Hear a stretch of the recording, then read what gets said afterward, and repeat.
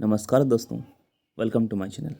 चलिए मैं बात करूंगा डिप्लोमा स्तरीय संयुक्त परीक्षा 2021 का GAD Jharkhand diploma level combined competitive examination 2021 का। चलिए मैं बात करूंगा, आपके पास आप जानते हैं नोटिस आ गया है कि आपका एग्ज़ाम 26 जून को होगा। यानी आपके पास लगभग एक महीना का समय है। आप किस तरह से तैयारी करेंगे, एग्ज़ाम का सिलेबस के बारे में मैं बताऊंगा। उसके अकॉर्डिंग आपको प्रिपरेशन भी करना है। एक महीना सिर्फ आपके पास बचा हुआ है। आप किस तरह से प्रिपरेशन करेंगे ताकि आप डिप्लोमा स्तरीय जो एग्ज़ाम है उसको क्रैक कर सकें। चलिए मैं कुछ टिप्स बताता हूँ। देखिए, जो आपका सिलेबस का जो पैटर्न है उस सिलेबस के बारे में बताऊँगा, सिलेबस का जो पैटर्न है उसके बारे में बताऊँगा और कुछ टिप्स दिया जाएगा। एग्ज़ाम के एक महीना पहले किस तरह से प्रिपरेशन करेंगे। एक महीना है, फिर उसके बाद 20 दिन बचेगा, फिर 5 दिन, फिर 15 दिन, 10 दिन, 5 दिन, इस तरह से आपका जो एग्ज़ाम है 26 जून को होने वाला है। यानी काउंटडाउन स्टार्ट हो चुका है एग्ज़ाम का। चलिए मैं बात करता हूँ। जो एक ही एग्ज़ाम होगा, आप जानते हैं, मेंस एग्ज़ाम होगा। मेंस एग्ज़ाम में जो सिलेबस है उसकी मैं बात करता हूँ, क्या क्या होगा, कौन कौन सी पद में लिया जाएगा, कौन कौन से पद है। देखिए मैं बात करता हूँ सिविल इंजीनियर की, इलेक्ट्रिकल इंजीनियर की, मैकेनिकल इंजीनियर्स की।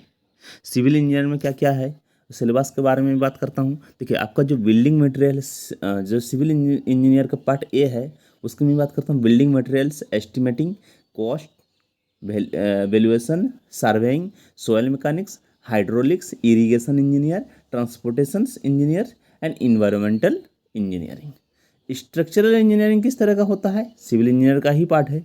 Theory of structure, concrete technology, RCC design किस तरह से होता है, स्टील डिजाइन किस तरह से होता है। यह है सिविल इंजीनियर का पार्ट ए का सिलेबस मेंस एग्जाम के लिए। अगर पार्ट बी की बात करता हूँ, इलेक्ट्रिकल इंजीनियर की, इलेक्ट्रिकल इंजीनियर पार्ट बी में आएगा। पार्ट बी में क्या है, basic concept, circuit law, magnetic circuit, AC fundamentals, measurement and measuring instrument, electrical machine, frictional, kilowatt Motors and single phase induction Motors, synchronous machines, generations, transmission and distribution, estimation and costing, utilisation and electrical energy, basic electronics. ये है electrical engineering का syllabus. Mechanical engineering का क्या है, part सी में आता है। उसका है थ्योरी ऑफ, देखिए मैकेनिकल इंजीनियर आप जानते हैं ये मशीनरी का ही काम होता है, और इलेक्ट्रिकल इंजीनियर यानी विद्युत का ही काम होगा। यानी जो जहाँ बिजली है, जहाँ जो भी इलेक्ट्रिकल जो रिलेटेड जो भी वर्क होगा उसमें इलेक्ट्रिकल इंजीनियर करते हैं। और सिविल जो बिल्डिंग कंस्ट्रक्शन का जितना सारा काम होता है उसमें सिविल इंजीनियर का ही, जैसे कि उसमें लिखा हुआ है बिल्डिंग का मटेरियल, क्या क्या मटेरियल लगता है, जैसे कि ईंट हो गया, ये सब गिट्टी हो गया, बालू है ना, ये सब जो सीमेंट है, ये सब बिल्डिंग मटेरियल्स है। बिल्डिंग बनाए, जैसे कि रोड की अगर बात करें, जो छड़ है उसमें बिल्डिंग मटेरियल जितना सारा भी है उसके बारे में पढ़ाया जाता है। वही उसका सिलेबस है। उसका एस्टिमेटिंग कितना पड़ेगा, कॉस्टिंग कितना पड़ेगा, है ना, वैल्यूएशन, सर्वेइंग किस तरह से, सर्वे, सॉयल में मैकेनिक्स, सॉयल का मैकेनिक्स। देखिए सॉयल में बनाया जाता है, मिट्टी में बनाया जाता है। कोई भी बिल्डिंग हो या कंस्ट्रक्शन का काम हो मिट्टी में बनाया जाता है। हाइड्रोलिक्स, इरिगेशन इंजीनियरिंग, इरिगेशन मतलब समझ रहे हैं आप, जैसे कि फार्मिंग के लिए इरिगेशन किया जाता है, उसका इंजीनियरिंग, उसका काम किया जाता है।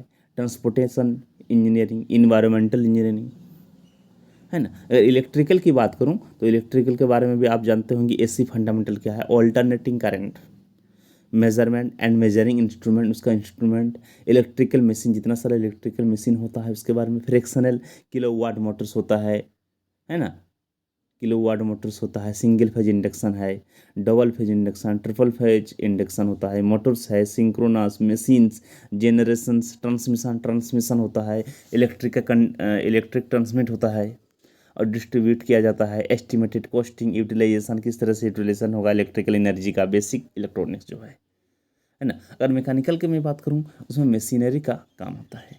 थियरी ऑफ मशीन्स, देखिए मशीन डिजाइन, किस तरह से मशीन का डिजाइन किया जाएगा। Engineering machines, strength of materials, properties of pure substance, first law of thermodynamics, second law of thermodynamics, air standard cycle for IC engine. IC engine performance किस तरह से करता है। आईसी इंजन का combustions, IC engine cooling, lubrication, Rankine cycle system, boilers, classification, specification, fitting accessories, air compressor and their cycles, refrigeration cycles, principles of refrigeration, plants, nozzles, stems, turbines, properties and classification of fluids state, है ना, measurement of fluid pressure, fluid kinematics, dynamics of ideal fluid, इस तरह से है।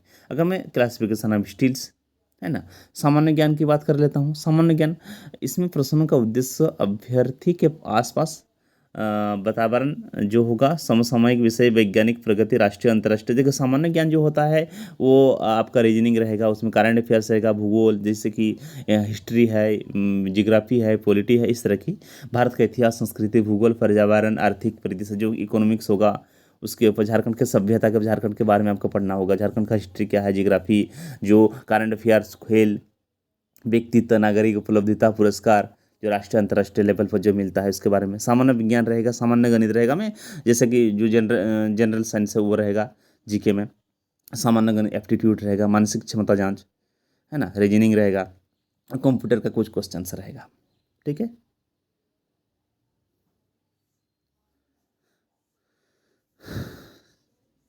ना।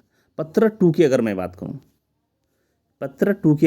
करूं, पत्र one में था वो, है ना, जो बेसिक आपका जो सिविल इंजीनियर के लिए जो जो ज़रूरत होता है, बेसिक जो नॉलेज है वही सब दिया हुआ था पत्र वन में। चाहे इलेक्ट्रिकल इंजीनियर की मैं बात करूँ, या सिविल इंजीनियर की बात करूँ, या मैकेनिकल इंजीनियर की। अभी मैं पत्र टू की बात करता हूँ, पेपर टू की।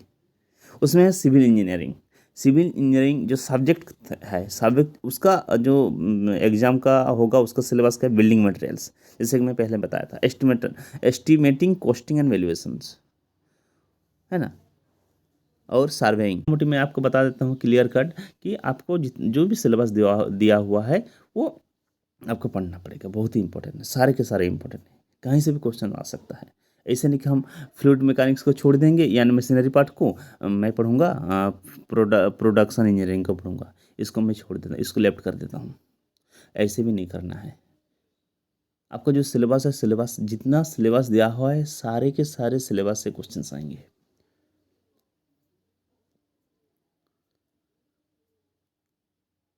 है क्लियर? ओके। सब्जेक्ट में मैं इलेक्ट्रिकल इंजीनियर की बात करता हूँ। देखिए इलेक्ट्रिकल इंजीनियर जो है उसमें अंग्रेजी में नहीं है सिलेबस, हिंदी में दिया हुआ है। परिपथ नियम, चुंबकीय जो मैग्नेटिक कंडक्शन होगा, एसी जो करंट है उसके बारे में दिया हुआ है। मेजरिंग एंड मेजरमेंट, है ना, डीसी जो डीसी करंट होगा, डीसी से रिलेटेड दिया हुआ है। किलोवाट मोटर, जो मोटर होता है किलोवाट का, एकल प्रवस्था प्रेरणी मोटर, है ना। मुख्य परीक्षा के आधार पर मेधा सूची का निर्माण, जो मुख्य परीक्षा होगा उसके आधार पर होगा, एक ही एग्जाम होगा। तो मैं आपको बता देता हूँ उसमें क्या क्या बताया गया। मानव मेधा सूची, कॉमन मेरिट लिस्ट तैयार की जाएगी, जो मेरिट लिस्ट कम आधार पर कोटिवार रिक्त पदों का संख्या ना, देखिए मेरिट लिस्ट जो बनेगा उसके बाद कैटेगराइज किया जाएगा, कैटेगराइज के आधार पर उनको रिजल्ट दिया जाएगा। अगर मेधा सूची एक से अधिक उम्मीदवार के प्राप्तांक इक्वल मार्क्स आने पर तो उनका जन्मतिथि देखा जाएगा, जिसका ज़्यादा होगा उसको प्रेफरेंस मिलेगा। ठीक है। एक और मैं बात कर लेता हूँ, परीक्षा के न्यूनतम जो अर्हता है उसको पूरा करना होगा। जो अनारक्षित के लिए 40% है, अनुसूचित जाति जनजाति के लिए 32, ST SC के लिए 32 है, और BC1 यानी अत्यंत पिछड़ा वर्ग जो है उनको 35% लाना होगा। जो पिछड़ा वर्ग अनुसूचित 2 है उनको 36.5, जो मिनिमम जो क्वालिफिकेशन मार्क्स होना चाहिए ये बताया गया है। आदिम जनजाति के लिए 30% है, और आर्थिक रूप से कमजोर के लिए 40% है। ठीक है। नियुक्ति,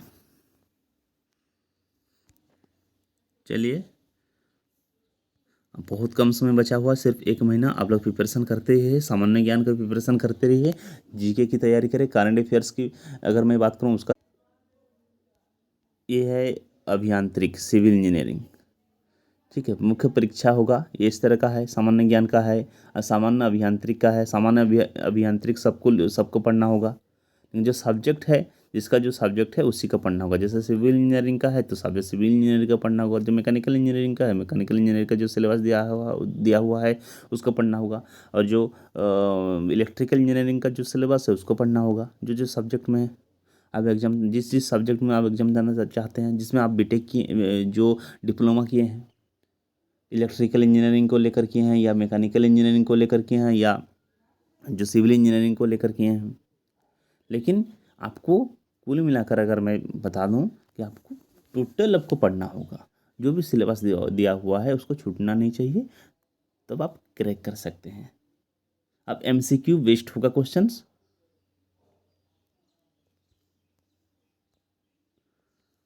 तैयारी आप करते रहिए, लगे रहिए, बहुत मेहनत कीजिए। 1 महीना का समय है, बहुत ही कम समय है। निश्चित आपको सफलता मिलेगी, मेरा ये मानना है।